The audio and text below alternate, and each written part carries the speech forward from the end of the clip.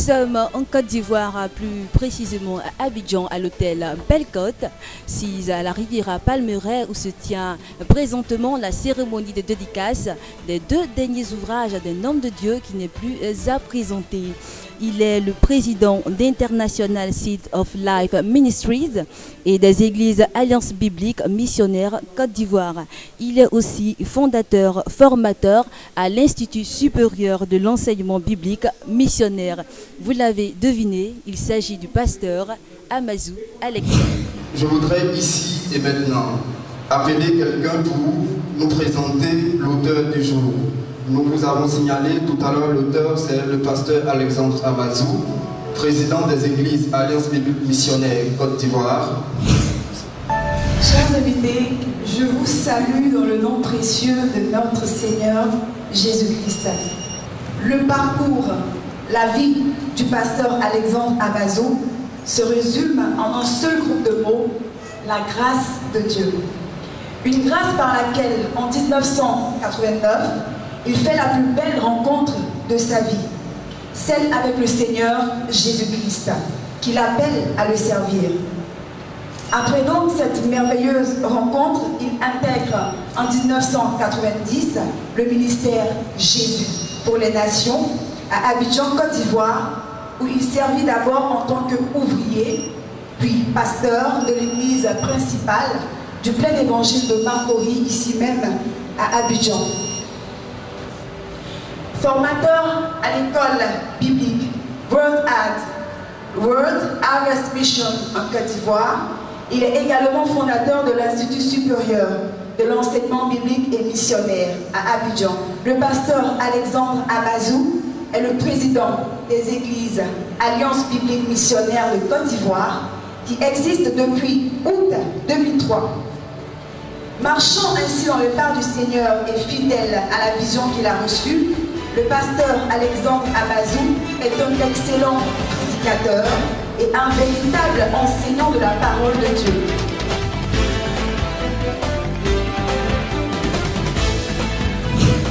Lorsque je parle de réussir sa vie, il ne s'agit pas de comment avoir de l'argent, avoir une voiture, avoir une 4x4, ce qui est important bien sûr. Mais je veux expliquer d'abord pourquoi les hommes ne sont pas productifs. Quand je parle de productivité, c'est à tous les niveaux. Parce qu'au commencement, lorsque Dieu a fait la création, la Bible dit, Dieu les bénit en disant. Et il prononce des paroles importantes. Il dit, soyez féconds, multipliez, remplissez la terre, assujettissez et dominez. Mais il prononce cette phrase, soyez féconds, multipliez. Donc la fécondité est une obligation pour tout enfant de Dieu. Ça, c'est très important à comprendre. Et donc, ça fait un déclic dans mon esprit.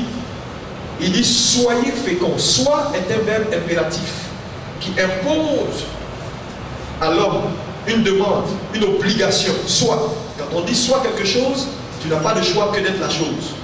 Vous comprenez? Et Dieu ne parle pas pour parler, parce que quand Dieu parle, ça veut dire que la chose doit être. Donc quand il dit sois fécond, il impose à l'homme la fécondité. Donc la fécondité n'est pas optionnelle. Donc si la fécondité n'est pas optionnelle, ou si la capacité de productivité n'est pas optionnelle, alors qu'arrivera-t-il aux enfants de Dieu qui vivent leur vie, qui marchent, mais qui ne voient pas leur vie productive ou leur vie éclore selon la volonté parfaite de Dieu? C'est une véritable interrogation que j'ai eue à partir de cette étude sur les paroles que le Seigneur a prononcées au premier, bien sûr, notre père Abraham, c'est-à-dire, je dis Abraham, Adam, au départ. Et à partir donc de cette interrogation est venue donc l'idée de faire une étude sur la productivité. Pour résumer rapidement le livre, dans ce premier temps, on s'est attaché à un certain nombre d'éléments importants. Dieu est un Dieu de résultats. Dieu est un Dieu qui n'investit pas en vain. Quand il investit, il a toujours besoin de retour. Dieu est un Dieu de rentabilité. Ensuite, on a parlé des raisons de l'improductivité des chrétiens. Le succès dans la vie ne tient pas au fait que je suis né de nouveau. trop de chrétiens se trompent lorsqu'ils pensent que le succès est l'apanage des enfants de Dieu. Beaucoup d'inconvertis ont réussi leur vie parce qu'ils ont appliqué simplement des lois que Dieu a mis dans la nature. Et la loi est têtue. La loi ne respecte ni la peau, ni la taille, ni la religion. Quelqu'un qui sème, le juif dit, quelqu'un qui a pris sa semence, qui a mis en terre, il a prié. Aussi sûr que c'est Dieu qui a fait le jour, la semence produit d'elle-même. Amen. Et il faut que l'Église arrive à la compréhension de ces principes-là si nous voulons exceller dans notre génération. Parce que regardez, vous allez voir aujourd'hui, ce qui fait aujourd'hui la honte de l'Église. Vous allez voir quelqu'un se met quelque part sur la route d'un village, il crée un camp de prière, il n'est jamais allé à l'école, il a lu 2 ou 3 versets, il dit le Saint-Esprit est venu la nuit à parler avec lui, il crée un ministère, il dit aux gens venez, vous êtes malades, il interne des malades et il leur dit jeûnez à sec. Le monsieur a une ulcère, il dit jeûne à sec, Dieu va te soutenir. Vous voyez, tout ça c'est aberrant. Et on a vu des chrétiens aller mourir dans des camps de prière parce que ces chrétiens-là étaient sous traitement, devaient prendre des médicaments. Le pasteur leur a dit laisse tomber tout ça, Jésus-Christ est Seigneur. Ouais, c'est bon de le dire, mais la foi n'est pas la folie. Parce que la médecine, c'est Dieu qui a donné l'intelligence et la sagesse aux hommes de faire la médecine. La preuve, l'un des collaborateurs de Jésus, Luc, était médecin. Donc si Jésus avait des problèmes avec la médecine, il n'aurait même pas pris comme collaborateur Luc, qui était un médecin. Donc pour dire simplement aux hommes que dans l'exercice de notre ministère et de ce que nous sommes en train de faire, il est important que la sagesse revienne au cœur de l'Église si nous voulons voir une Église qui est productive.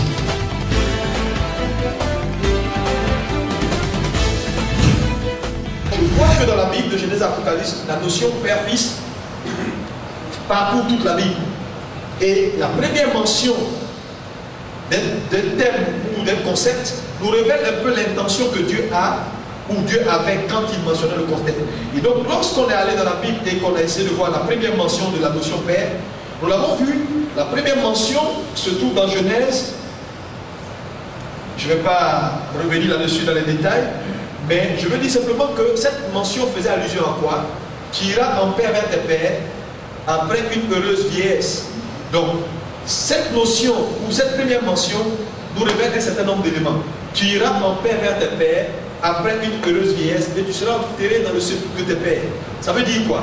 Ça veut dire simplement que l'intention de Dieu ici, en mentionnant la notion de père, c'était pour nous amener à comprendre un certain concept. Parce que ici on voit tu iras en paix vers tes pères. Ça veut dire simplement qu'un homme qui n'a pas de père n'a pas d'avenir. Parce qu'on dit tu iras en paix vers tes pères et tu seras enterré dans leur sépulcre après une heureuse vieillesse. Donc tout fils suit ses pères.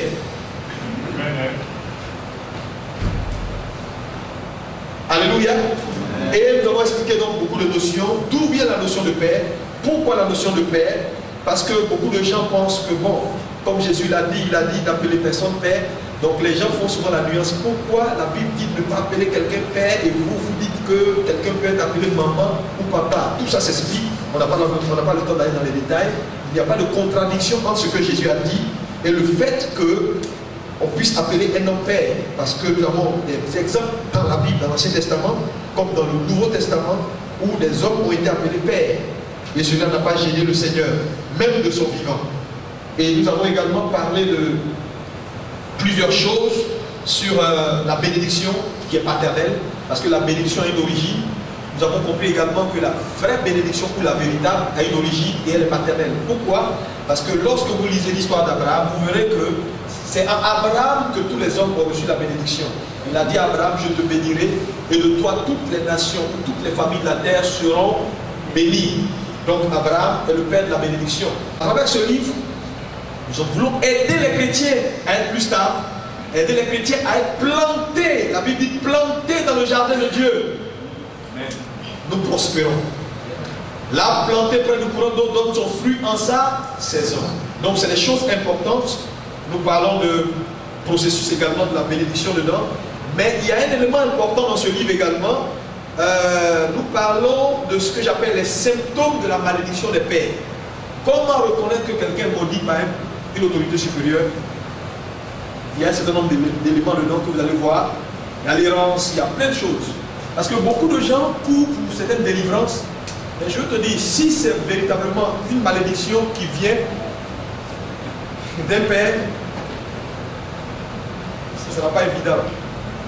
Celui vers qui tu vas pour te délivrer, c'est lorsque Jéricho a été maudit pour que Jéricho soit démaudit, désenvoûté. Il fallait une autorité supérieure, une autorité supérieure ou égale. C'est une principauté qui peut régler un problème causé par une autre principauté. Amen. Voilà pourquoi beaucoup de chrétiens ne s'en sortent pas dans la vie, parce qu'en réalité, leur comportement les expose à des malédictions paternelles. En volume 2 de ce livre, on a discuté sur Paris avec un certain nombre d'hommes de Dieu. Et Dieu donc a ouvert notre esprit sur un autre volet que nous allons établir en volume 2 sur la famille de père.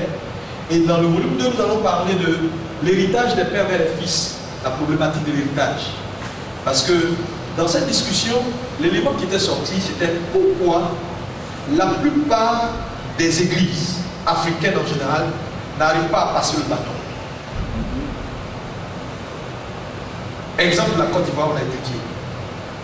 Pourquoi les pasteurs arrivent jusqu'à un certain niveau, ils ont de grandes églises et ils cherchent forcément à donner après leur vieillesse, mais je ne sais pas quoi, la responsabilité de l'église à leur enfant biologique. Souvent ça crée des problèmes. Élisée n'était pas enfant biologique d'Élie. Élie avait des enfants. Est-ce qu'il est possible de bâtir un ministère et de transmettre le ministère à des gens en dehors de ses propres fils? Et lorsqu'on a regardé plusieurs exemples, on a vu que la plupart des ministères qui existent en ce moment, et les grands ministères, Hegel a passé à son fils. Certains, et la plupart des pasteurs préparent leurs enfants, même quand leurs enfants n'ont pas le calibre des collaborateurs. Et nous avons compris également dans l'analyse que c'est l'une des raisons pour laquelle beaucoup de fidèles collaborateurs quittent les pasteurs à un moment donné, parce qu'ils arrivent à un moment donné dans leur marche avec le leader longtemps après que s'ils ne le quittent pas, ils n'ont pas d'avenir. Amen. Parce que, et l'une des raisons, c'est que les leaders bâtissent leur ministère comme une affaire personnelle. Voilà pourquoi à un moment donné le transfert devient difficile. Parce que si, en bâtissant le ministère, tu ne fais pas le distinguo entre le ministère et toi-même, c'est-à-dire tes affaires personnelles, il te sera difficile de faire le transfert après. Amen. Voilà pourquoi les pasteurs que nous sommes, nous devons, en même temps que nous bâtissons de grandes églises, on arrive à un point où on bâtisse nos vies et nos affaires personnelles, qui n'ont rien à voir avec l'église, pour ne pas que nos enfants combattent avec nos fils spirituels.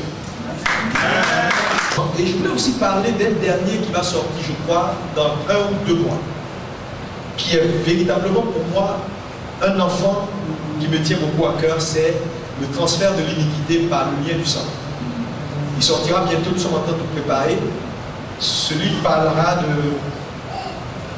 des problèmes d'héritage générationnel. Pourquoi tu n'es pas toujours, ou tu n'es pas toujours responsable de certaines choses que tu vis. Mais il n'est pas bon d'être aussi ignorant en ce qui concerne ces choses-là. Il faut les savoir et les arrêter. Comment faire en sorte qu'à partir de toi, ce que tes pères t'ont légué ne passe pas par toi? Amen. Voilà. C'est un livre assez important pour l'Église, parce que dans mon parcours, j'ai compris que beaucoup de chrétiens sont influencés, même beaucoup de pasteurs. Tu sais, un homme passe la limite de son père quand il acquiert de la sagesse ou de l'information pour comprendre ce que son père n'a pas compris. Et tout être humain qui vit, ouvrez vos yeux sur ce qui a été les batailles de vos pères et de vos mères. Parce que ce qui a été la bataille de ton père ou de ta mère sera sûrement ta bataille. Parce qu'il y a ce qu'on appelle les esprits affectés à la maison des pères qui ont un seul rôle: s'assurer que les fils soient inférieurs ou égaux au père. Amen.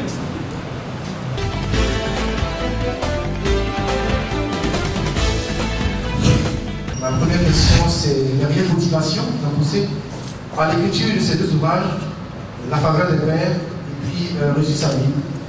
Seconde préoccupation, pardon, c'est, il a dit en substance que les chrétiens souvent accusent les pasteurs de ne pas pouvoir, leur errance, ils doivent souvent aux pasteurs.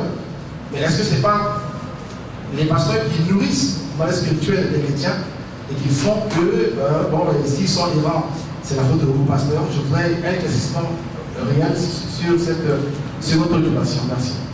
Voilà, nous voulons mettre à la connaissance de l'Église ce que Dieu a mis à notre disposition simplement. Maintenant, la deuxième question, c'est vrai, dans le corps pastoral, il y en a qui ne sont pas dignes, toujours dignes, ou qui n'arrivent pas à donner la nourriture comme il faut. J'ai dit tout à l'heure et je répète, Dieu est celui qui donne un berger.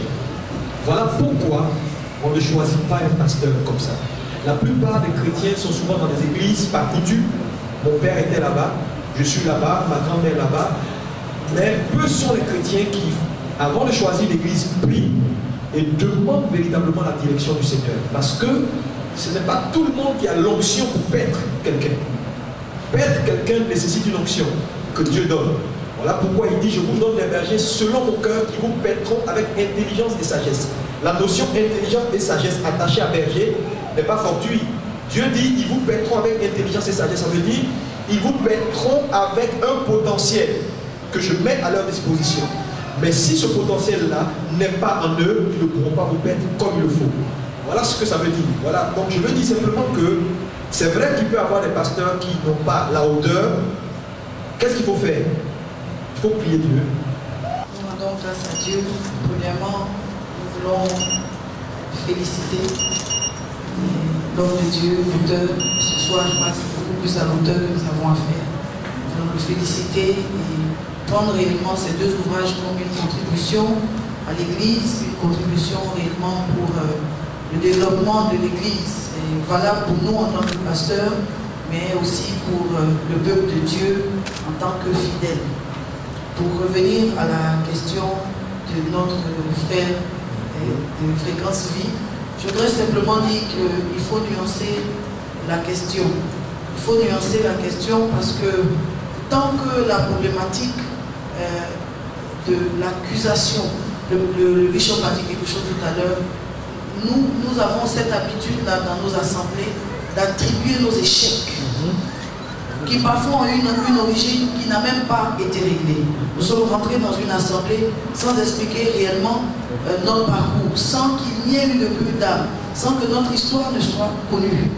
Et lorsque c'est Dieu qui vous conduit dans une assemblée, il vous conduit dans l'assemblée où le berger tient par rapport au message et au charisme qu'il développe l'essentiel de la nourriture pour vous sortir de vous, vos problèmes. Donc on ne peut pas aller dans une assemblée parce qu'il y a le confort qu'on recherche, mais on va dans une assemblée par rapport au message, par rapport au charisme, au potentiel que Dieu a, la grâce que Dieu a déposée dans la vie du serviteur de Dieu, qui est donc cette grâce-là qui peut influencer nous, notre vie, quoi que ce soit le même message en Jésus-Christ.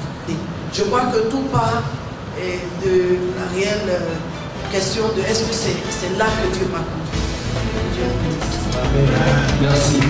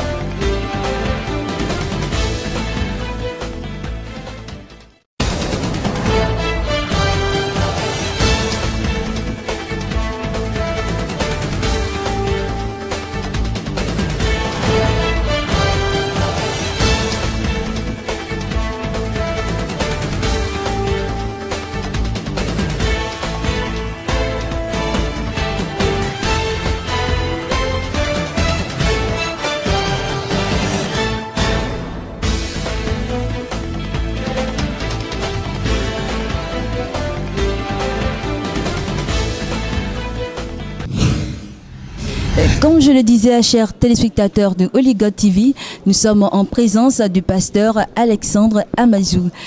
Pasteur. Comment allez-vous? Bien, bien. Et vous? Nous bénissons le Seigneur et nous lui donnons toute la gloire pour ce moment que nous partageons. Nous allons encore vous donner l'occasion de vous présenter plus amplement, vous et votre église, aux téléspectateurs de Holy God TV. Donc, je suis le pasteur Alexandre Amazou, donc président des églises Alliance Publique Missionnaire Côte d'Ivoire. Voilà, pour ceux qui veulent me connaître, je pense que je suis déjà assez connu, c'est bon. Je le disais à l'introduction, c'est un homme de Dieu qui n'est plus à présenter. Pasteur, quelle est la vision de votre église? Nous avons une église missionnaire, une église donc qui a une vision axée autour de 3 points importants, c'est-à-dire enseigner la parole de Dieu, recentrer la parole au cœur des églises, former des leaders pour le bénéfice du corps de Christ. Voilà, c'est en la 3 vision. points, la vision est résumée en 3 points. En 3 points, comme le Père, le Fils et le Saint-Esprit. Ouais. Nous sommes à la cérémonie de présentation officielle et de dédicace des 2 derniers ouvrages produits par le pasteur Alexandre Amazou. Pourquoi avoir organisé cette cérémonie? Vous savez, la Côte d'Ivoire est notre base, Abidjan. Je voyage beaucoup. J'ai eu l'occasion de dédicacer ces livres à Paris, à Bruxelles. Je pars le 3 à Genève pour la dédicace et un séminaire qui va suivre. Donc il était important pour moi de faire cette dédicace pour montrer au corps de Christ que nous voulons apporter juste notre contribution au corps de Christ. C'est des ouvrages importants, ce n'est pas le volume, c'est le message qui est véhiculé et l'importance du thème débattu. Donc j'invite l'Église à comprendre et à venir vers cet ouvrage. Voilà. 2 ouvrages, le pasteur a déjà écrit 3 ouvrages. Le premier, Dieu est-il coupable? Oui. Les hommes de la race de Dieu. Et la vérité est sur les prières non exaucées. Oui. D'où viennent ces inspirations pour écrire ces livres? Je suis quelqu'un qui aime réfléchir parce que je considère que la foi n'est pas la folie. Le christianisme est une religion trop sérieuse pour que certaines personnes sous des...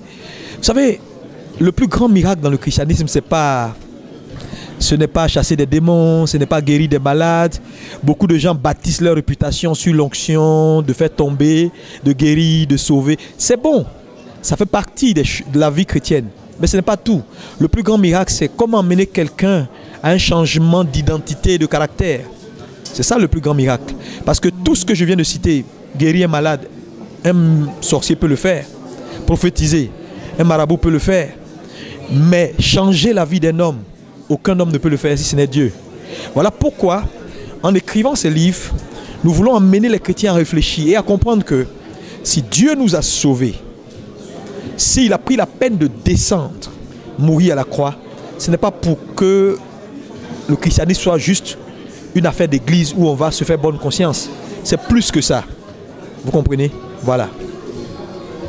Nous sommes ici pour la dédicace de 2 ouvrages, La faveur des pères et Réussir sa vie. Parlez-nous un peu de La faveur des pères. La faveur des pères est un livre important dans le sens où c'est un livre qui restaure un ordre brisé. Quand vous lisez Malachie 5, à partir du verset 4, la Bible dit, dans les derniers temps, je ramènerai l'esprit d'Élie. Il ramènera le cœur des pères vers les fils et le cœur des fils vers les pères, afin que le jugement ne vienne pas sur la maison. Mais c'est un verset assez difficile. Les gens ne réfléchissent pas. Dieu dit, dans les derniers temps, son programme, ce sera ramener le cœur des fils vers les pères et le cœur des pères vers les fils. Ça veut dire que ça tient au cœur de Dieu que cette relation père-fils soit restaurée. Une véritable église qui veut opérer selon le modèle divin doit être une église qui comprend que elle a pour vocation, pour mission de former des fils et non des chrétiens. Parce que les fils demeurent dans la maison, comme je l'ai dit tout à l'heure, mais les étrangers, non. Voilà pourquoi la faveur des pères vient pour répondre à un besoin. Aider les pasteurs à identifier les véritables fils, aider les fils à devenir de véritables fils pour leurs pasteurs, afin que le pasteur ayant de véritables fils, que le travail soit facile. Je vais vous faire une confidence. Il n'y a rien de plus facile quand dans une église tu as des fils. Le travail devient facile, tu peux voyager, tu peux servir, mais quand tu es dans une église et tu as des concurrents, dans la même église. Dans la même église, que tu as des concurrents, des gens qui veulent prendre ta place, qui ont besoin de te dire que oui, le Saint-Esprit te parle, nous aussi nous parle. c'est difficile. Donc c'est un livre que je recommande à tous les pasteurs et à tous ceux qui servent sous des pasteurs, afin d'apprendre à servir Dieu, parce qu'on apprend à servir Dieu. Et pour vous, qu'est-ce qu'un fils?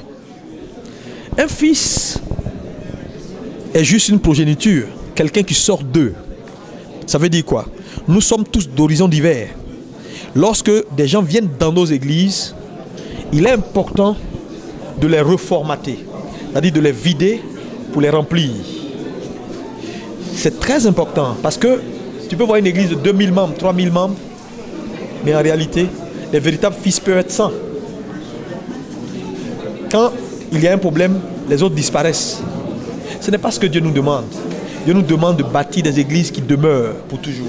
Voilà pourquoi il faut que les fils apprennent ce que c'est qu'être un vrai fils. Et comme je le disais tout à l'heure, les pères ont toujours raison. Un homme qui n'a pas identifié son père est un homme qui est en danger.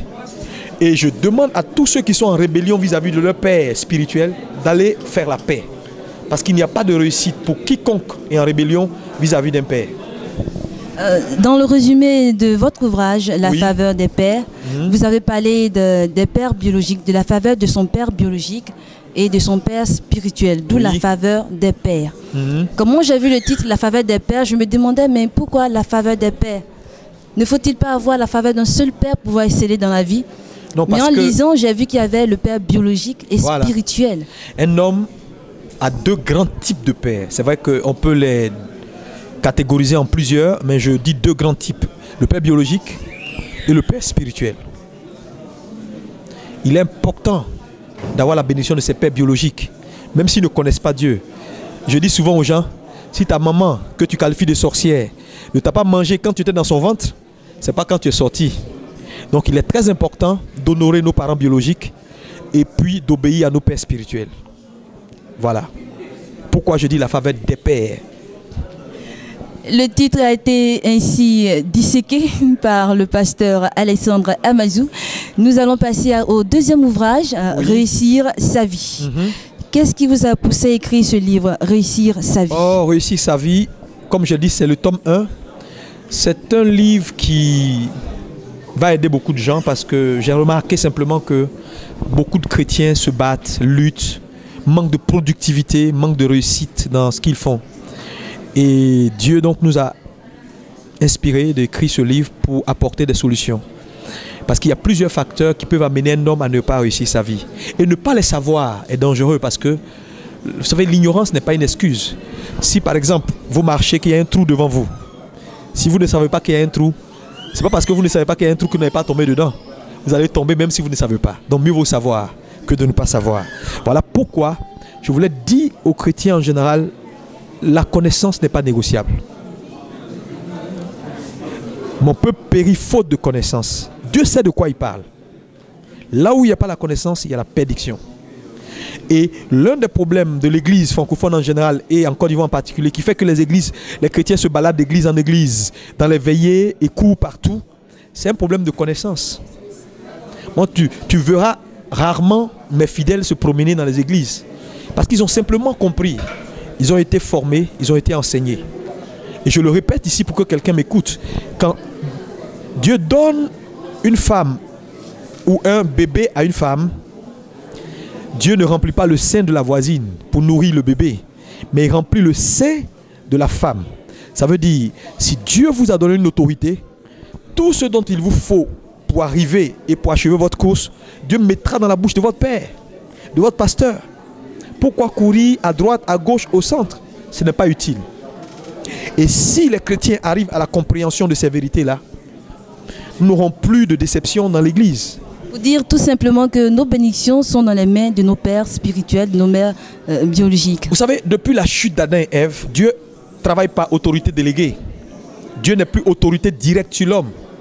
Mais il administre l'homme par des hommes. Et regardez par exemple un exemple simple. Quand Lazare fut ressuscité, Jésus est venu devant le tombeau, il a crié « Lazare, sors !» Lazare est sorti du tombeau. Mais qu'est-ce que Jésus a dit? Vous déliez-le et laissez-le partir. Ça veut dire, même si Jésus te ressuscite, même si tu sors de ton tombeau, Même si tu nais de nouveau, tu as besoin d'hommes pour te délier et te laisser partir. Ça veut dire que Dieu travaille dans nos vies par personne interposée. Et tout chrétien qui n'a pas compris cela est un chrétien qui est destiné à échouer. Voilà pourquoi tout être humain doit identifier une autorité supérieure, se soumettre à cette autorité-là pour avoir de la promotion. Parce que la promotion vient avec l'autorité. Voici les dires du pasteur Alexandre Amazou. Pasteur, nous sommes ici à la cérémonie dédicace. La cérémonie a pris fin par la dédicace de vos livres. Est-ce que vous avez d'autres programmes prévus pour ce mois de mai ou les mois à venir? Pour le mois de mai, je viens de finir un programme. Je pars donc du 7 au 10. Je serai à Genève pour les livres et puis voilà pour une conférence. Et puis voilà, les autres programmes, on vous les donnera au fur et à mesure, comme nous sommes partenaires de Holy God TV. Bien sûr, bien sûr. En tout cas, que Dieu vous bénisse. Amen. Bénisse la télévision. Amen. Mais là, ce n'est pas votre dernier mot. Oui, vous allez maintenant donner votre dernier mot à tous les téléspectateurs de Holy God TV. Merci, chers frères et sœurs. Je voulais vous saluer dans le nom de Jésus. Je voulais d'abord dire à tous les pasteurs qui me suivent, ces livres, nous les avons écrits pour vous. Si vous avez besoin que nous fassions des dépôts dans vos églises, que nous fassions des dédicaces, vous pouvez contacter Holy God TV ou notre service de communication. Nous serons là et nous allons même faire des séminaires pour aider vos leaders, aider vos fidèles et vos disciples à revenir au cœur de l'action de l'Église selon Dieu. Je veux bénir l'Église. La francophonie est un espace à gagner et Dieu cherche des hommes, Dieu cherche des leaders qui ont compris que l'essentiel, ce n'est pas les artifices, mais c'est ce qui est vrai, c'est ce qui dure. Et donc, appeler tous ceux qui sont dans les artifices, dans tout ce qui peut ne pas, ou qui peut être une pesanteur, à laisser tomber ces choses et aller droit à la parole. Dieu fera le reste. Chers téléspectateurs, c'était le mot de fin du pasteur Alexandre Amazou. Restez sur Holy God TV, la première chaîne chrétienne d'information, chaîne de l'actualité. C'était Rachel Trazier pour Holy God TV. Bonne suite de programme.